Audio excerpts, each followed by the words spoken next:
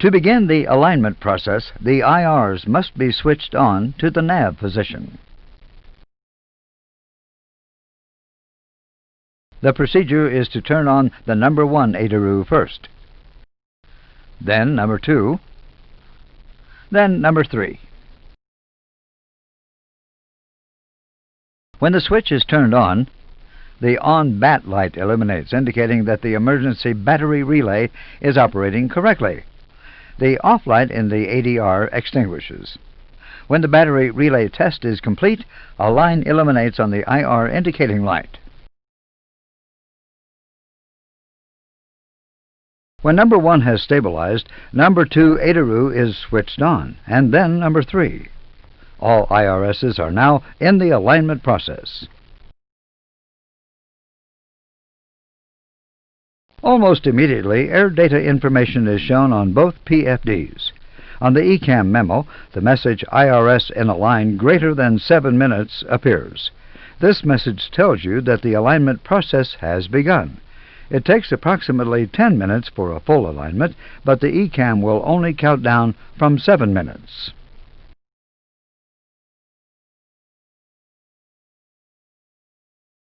After approximately 30 seconds, attitude information is displayed on both PFDs. To align the IRs, the aircraft present position must be entered into the FMGS. This leads us into the procedure for entering information into the FMGS through the MCDU.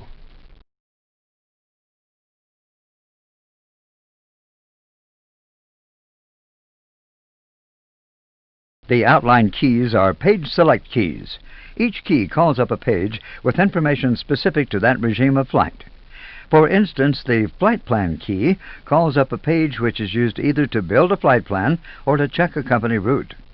The performance page is used to enter V-speeds, climb, cruise, and descent speeds. To enter data into the FMGC, we use a specific page key sequence. By using this pattern, we avoid several pitfalls that could possibly cause delays.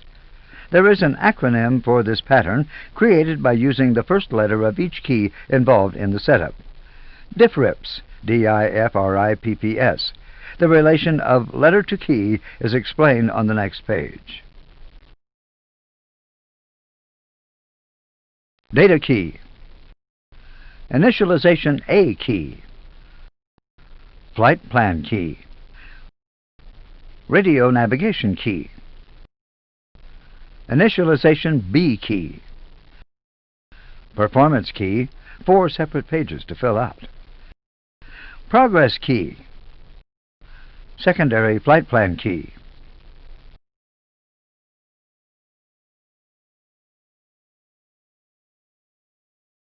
The MCDU is organized in terms of phase of flight. For instance, when the aircraft is first powered up, the FMGC status page is automatically displayed.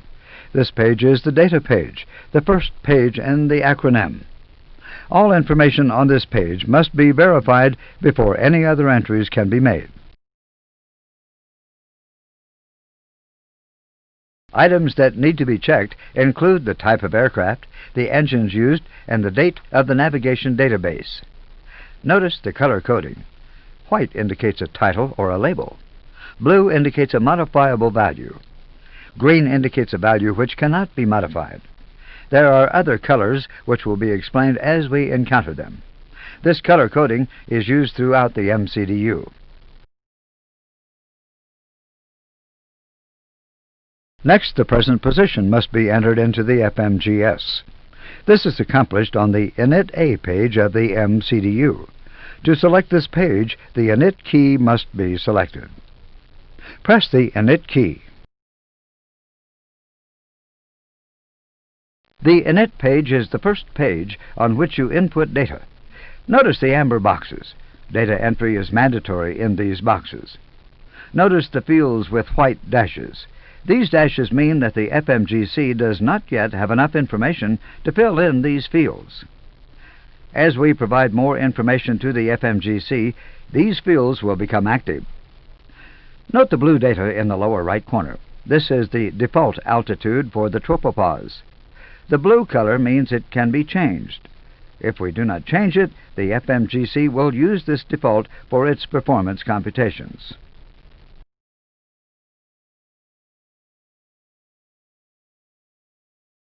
There are two methods of entering present position. One method is to enter the four-letter ICAO airport identifier into the scratch pad and line select it to one right. This requires building the entire flight plan. The other method is to type a company route into the scratch pad and line select it to one left.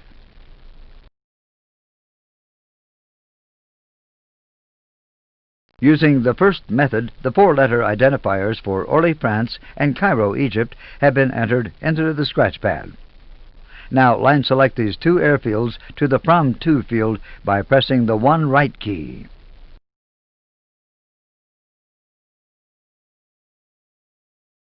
A page showing all possible stored flight plans for these airport pairings is automatically called up. Should a plan be shown, it must be carefully checked against the ATC flight plan for accuracy. In this case, there is no stored plan. Now return to the initialization page by pressing the 6 left key.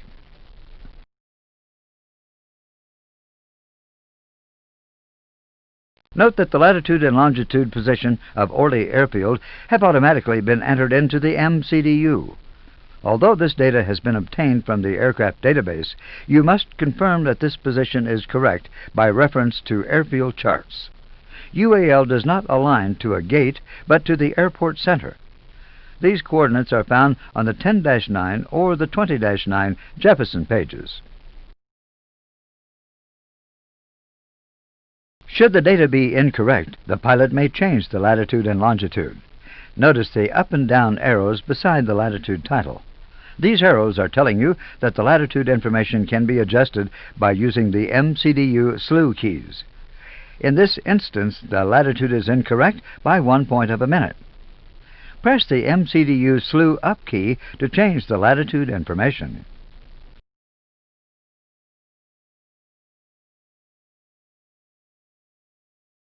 The latitude has been increased by 0.1 of a minute.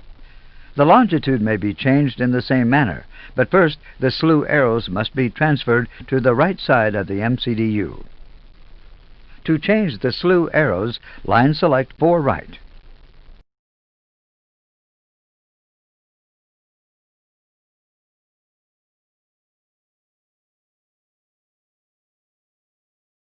The slew arrows have now moved across to the longitude title. Longitude information can be adjusted in a similar manner. Let's assume the longitude is also incorrect, reading 1 point of a minute too high. Press the MCDU slew down key to change the longitude information.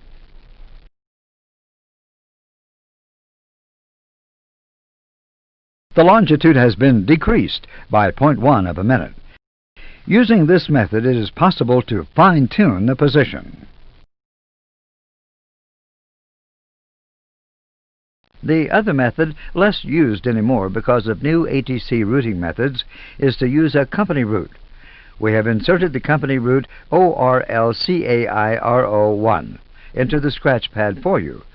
It corresponds in this database to a flight from Paris-Orly to Cairo. Line select this route to the company route field by selecting the one left key.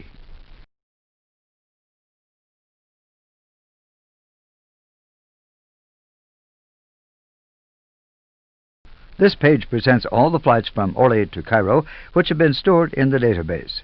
In this case, there is a company stored route which agrees in all respects with the ATC flight plan. Since there is agreement, we would choose the Insert prompt. Press the line select key 6 right.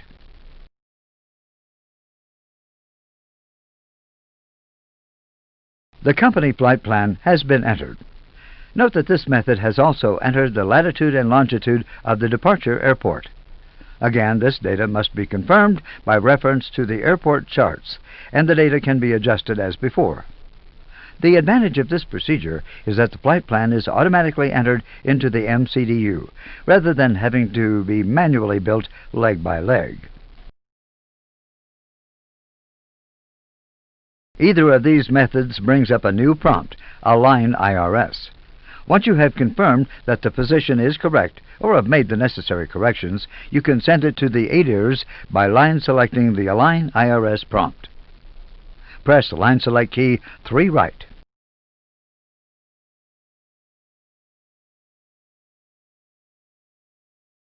The coordinates have been sent to all 3 IRs, and the Align IRS prompt disappears. Next, the IRs are checked for accuracy.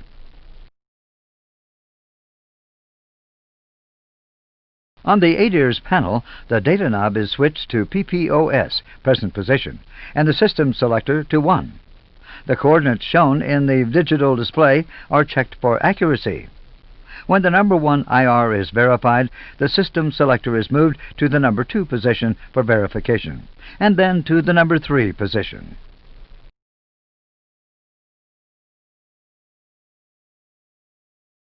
The IRS in Align message on the engine warning display counts down the time remaining until full alignment is completed.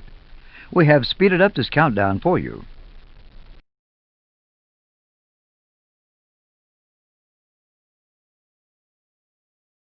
If the position has not been inserted, the countdown will stop at 1 minute. In the MCDU scratch pad, a message, Enter Present Position, appears, and the Align lights on the ADIRS panel will begin to flash.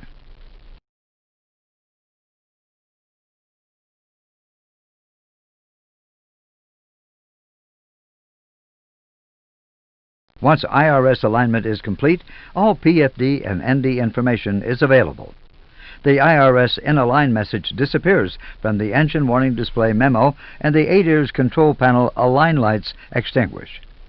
For the remainder of a normal flight, no further pilot input is required to the ADIRS system. Once present position has been entered, the remainder in the Initialization A page is filled out. Flight number, cost index, cruise altitude, tropopause, and climb winds. When Initialization A page is complete, we proceed to the F in DIFRIPS, the Flight Plan page. Call the Flight Plan page.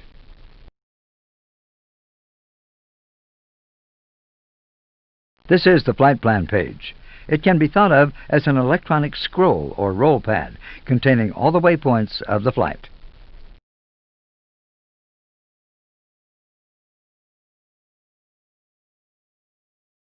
There are 2 different ways of placing information on this page.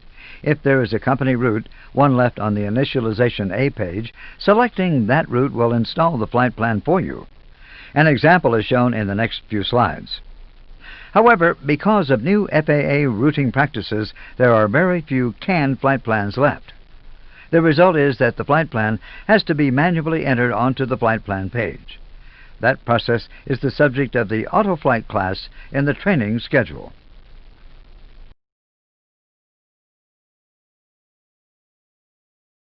To use a company route, you simply type the route into the scratch pad at the bottom of the screen using the keyboard. In this example, a flight from Paris Orly, ORY, to Cairo, CAI, ORY CAI 1 is typed in.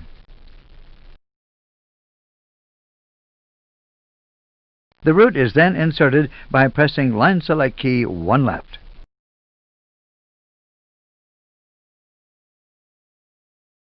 The company canned route has been installed. It can now be reviewed for accuracy.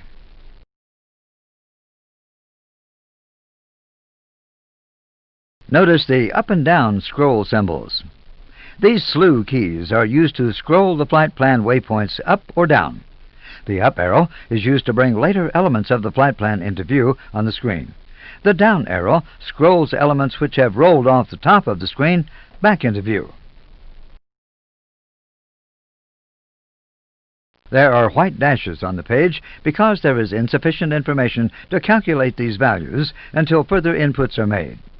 Once entered, the flight plan page will display the ETA, speed, and altitude for each waypoint of the flight plan.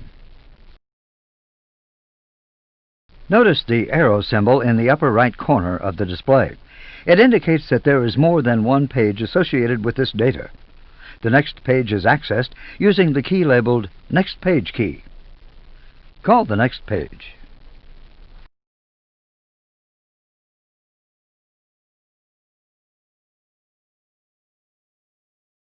The next page displays different aspects of the flight plan. The next page key is like a toggle used to navigate between two pages when they are available. In this case, the pages are called Flight Plan A and Flight Plan B.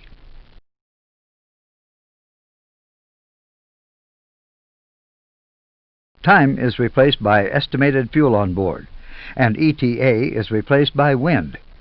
This is one way that the cruise winds from the dispatch papers can be entered. The destination airport is always displayed in white at the bottom of the flight plan page, regardless of the number of waypoints. Information regarding the destination can be called up at any time.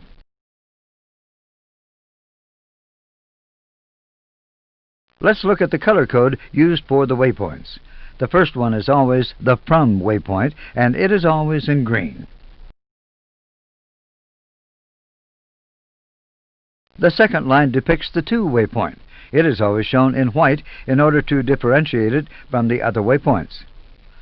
The rest of the waypoints are green except for the destination airport, which is always shown in white. It is important to note that the A320 always navigates from a point to another point. Let's compare the flight plan on the MCDU with what is displayed on the navigation display. LFPO 08 is the takeoff runway. Notice that it is displayed in green on the MCDU, but in white on the ND.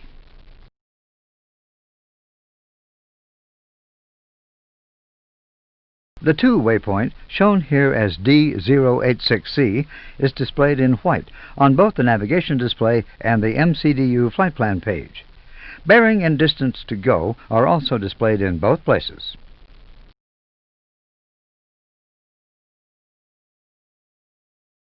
The waypoint following the to waypoint is called the next waypoint.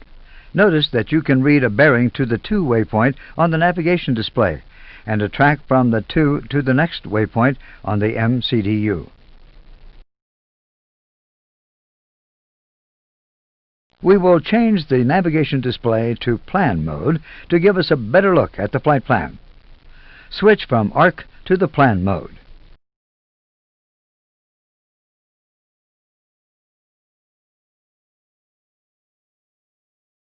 The plan mode is north-oriented, and it is always centered on the second line of the flight plan page display. Shifting to the plan mode enables you to scroll along the flight plan and see all the waypoints along the route.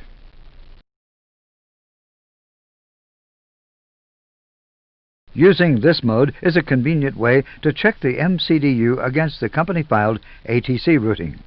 To scroll down the flight plan, you must scroll the present information up and off the view screen by using the Up key. Press the Up key.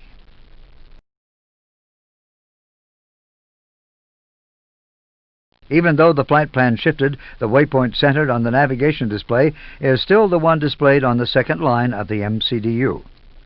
We can now see the track or course to the third waypoint on the MCDU. In this way, we can check the course between each set of waypoints in the flight plan.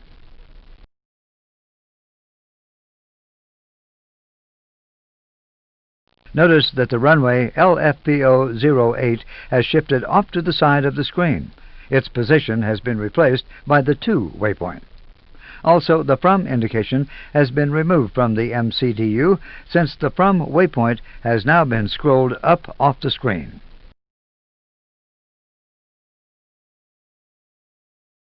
Notice the triangle symbol displayed just after the waypoint D804. This indicates an overfly of the waypoint.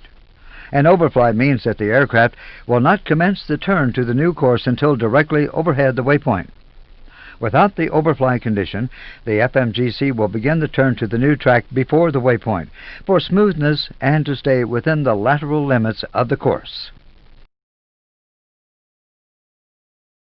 Overflies are programmed by first pressing the overfly key, then selecting the waypoint to overfly by using the appropriate line select key.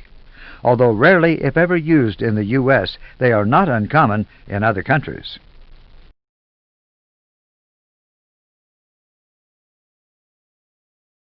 Notice the amber line. It is the Engine Out Standard Instrument Departure, or EOSID. If available, it is displayed in the plan mode for review purposes.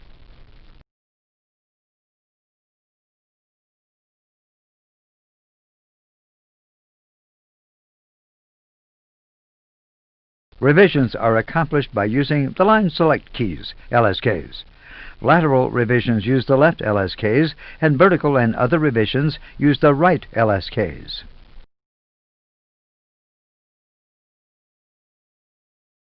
We will modify the approach to the destination runway. Note that Cairo 23 right appears at both line select key 4 and line select key 6. It is UAL policy to access 6 left, even if the destination appears elsewhere. Line select key 6 left always contains the destination airport, regardless of the number of waypoints and the position of the flight plan. Select line select key 6.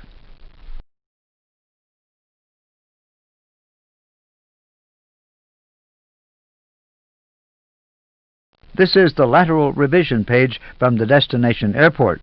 Notice the title Lateral Revision from Cairo 23 right. The coordinates of the waypoint are always given just below the title.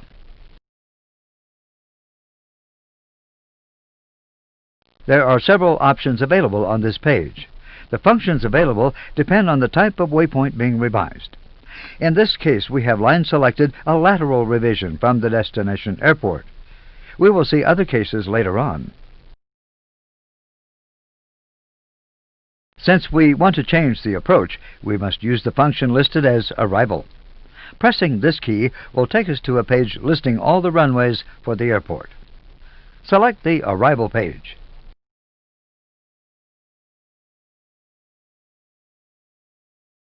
Here is the Arrival to Cairo page. There is an up slew arrow indicating that there are more approaches listed below the bottom of the page. Pressing the up arrow will show these additional approaches.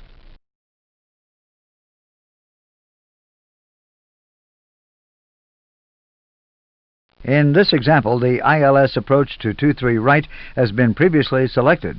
Note that it is in green, meaning it is part of the active flight plan. We will select another runway. Select the ILS approach to 23 left.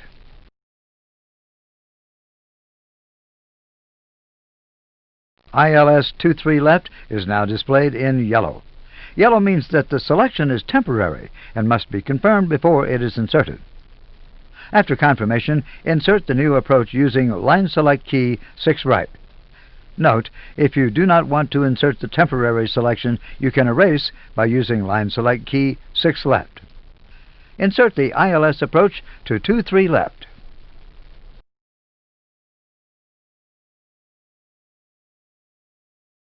Once the change is inserted, the MCDU automatically returns to Flight Plan page A. The active runway is now 23 left. Notice the flight plan discontinuity between Altox and Charlie 123 Lima. The discontinuity exists because we have not selected a SID or approach transition. Rather, we are on radar vectors. Remember that in the plan mode, the waypoint displayed on the second line of the MCDU is centered on the MD, the navigation display. When there is no real waypoint, the next one is centered, in this case, on Charlie 123 Lima.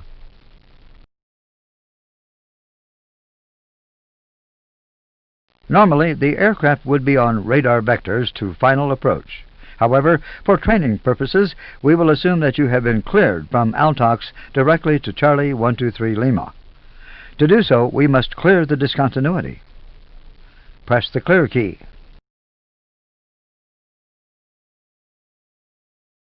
Clear now appears in the scratch pad. We must now line select Clear to line select key 2 left.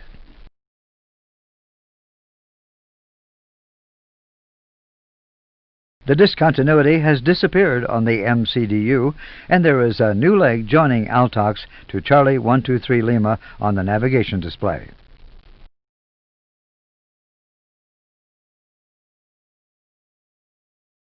Now that we have changed the arrival runway, we need to go back to the beginning of the flight plan. The fastest way there is to press the flight plan key.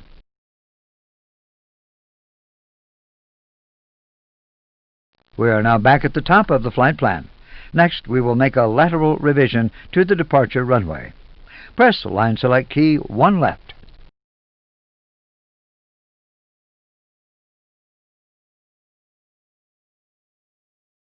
The options on the lateral revision page for the departure are different from those on the lateral revision page for the destination airport.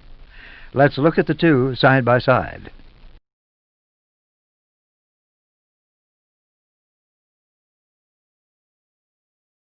While a few of the functions are similar, most of the functions on each page relate solely to that specific phase of flight. We will now see how the departure runways are selected or modified. Select the departure page.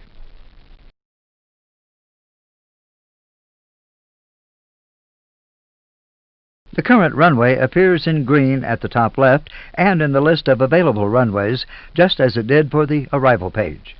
The runways listed in blue are available for selection. The slew arrow indicates that there are more runways at the bottom of the page, which are not shown.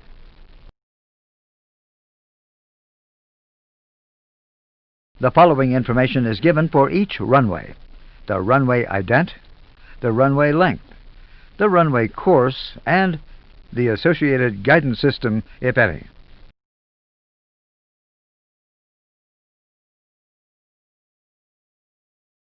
Notice the next page symbol.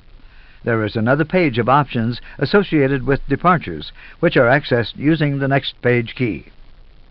Select the next page key.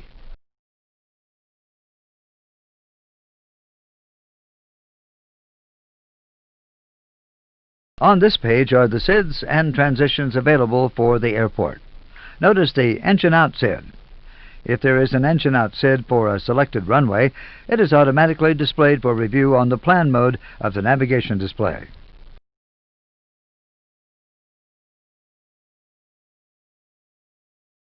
If the aircraft is on a leg common to both the departure and the engine out SID is automatically displayed should an engine failure occur. However, should the engine failure occur on a leg not common to both, the engine out SID will not be available. This page allows the selection of SIDs. Like its counterpart on the arrival page, where we can select stars, it is automatically called up when a new runway is selected. Both are always available manually by using the next page key. A third example of lateral revision involves an en route waypoint. This page has 3 new functions related to the en route phases of flight. Via, go to, used to build and modify the airway routing. Hold, used to insert a holding pattern.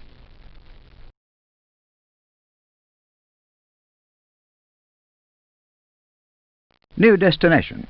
This function is used if at any time during flight the crew elects to proceed to a destination other than the one originally entered into the primary flight plan.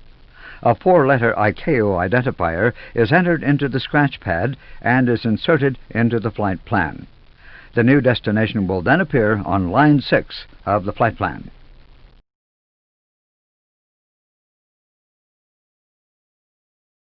Let's look now at the vertical revision pages.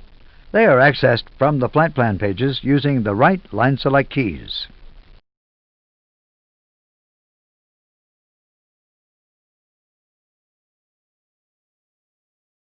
We have selected a vertical revision at D086C. Note that performance information is provided as well as line select functions affecting the vertical profile and performance. Notice information such as fuel predictions at the waypoint, entries for speed and altitude constraints at the waypoint, wind entries at the waypoint. This page also accesses the step prediction page, where step climbs and descents can be programmed.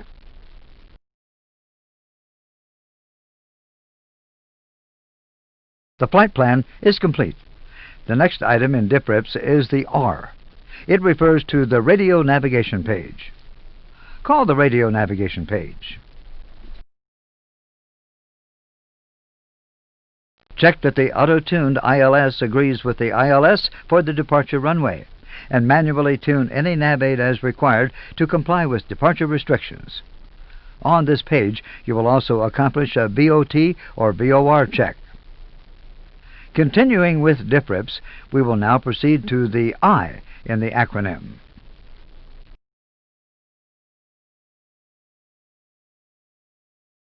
We have already filled in the information on this page. However, notice the next page arrow on the screen, which means that there is an initialization page B. Press the next page key.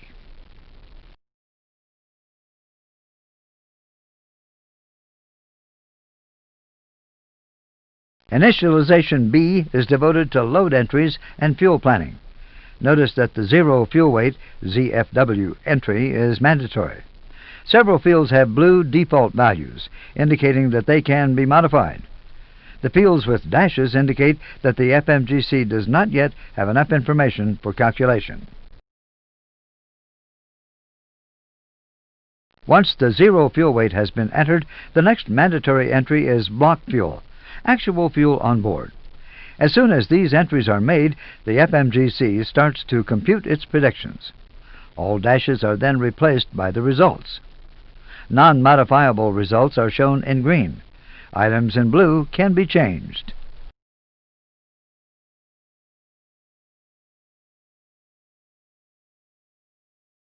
Taxi fuel defaults to 400 pounds, but it may be changed. Route reserve is calculated by adding FAA-required fuel to alternate fuel, if any. The final time entry is not used at United, so a 0 is entered into the block. The last line, extra time, is the hold and contingency fuel and time available. Initialization page B is accessible only before engine start. After that, it is automatically replaced by the fuel prediction page. Weight and balance changes occurring after taxi-out are entered on the fuel prediction page.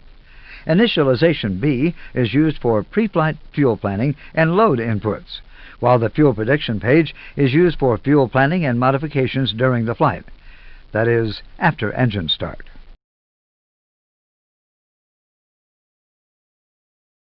Once the initialization B page is complete, the dashes on the flight plan page are replaced by the FMGC predictions. The next item in DIFRIPS is the P, which refers to all the performance pages. Now call the performance page. Pressing the performance key displays the performance page for the current phase of flight. Note the amber boxes requiring the entry of V speeds. The pilot manually enters the V speeds.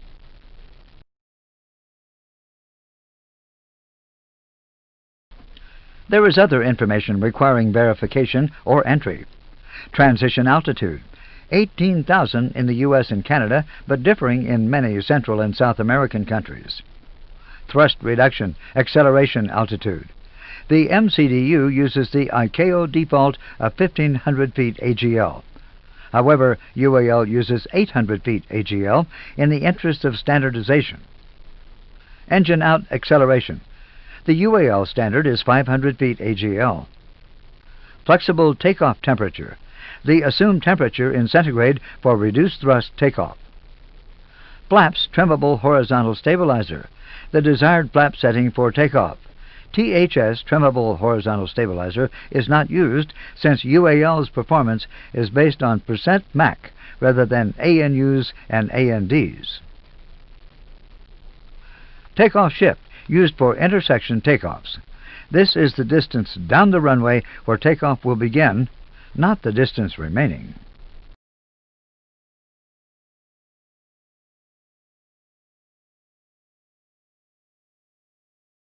The other performance pages are displayed automatically as the phase of flight changes, or they can be accessed from this page through line select key 6 right.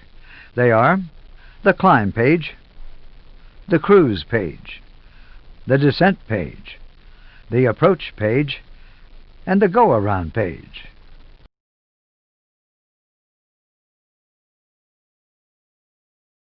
Only one entry is made on the climb page. The default is for the aircraft to climb at the econ speed of 250 knots. However, UAL policy is to climb at green dot speed until 3,000 feet AGL. Green dot speed is typed into the scratch pad and line selected into the blue speed brackets.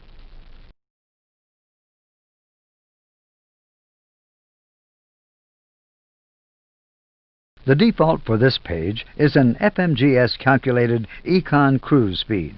However, UAL policy is to cruise at Mach 0.80 above flight level 310, or whatever is shown on the flight plan, and at 290 knots at flight level 310 and below. Again, this number is typed into the scratch pad and is line selected into the blue Speed Mach box.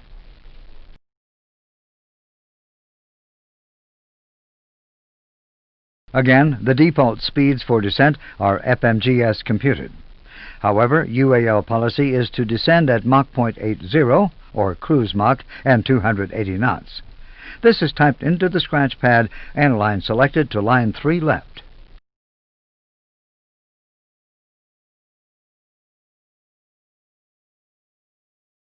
Since we do not have valid information for the approach page yet, we proceed to the progress page.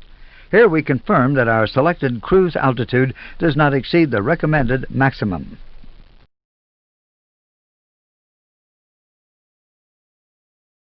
The final step in setting up the MCDU is to copy the primary flight plan to the secondary area, thus allowing the crew to have a backup flight plan in case something happens to the primary.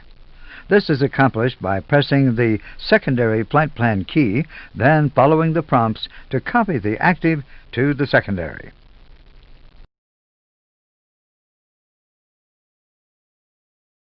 If desired, the secondary flight plan may be modified by changing the departure runway or by changing any of the en route legs.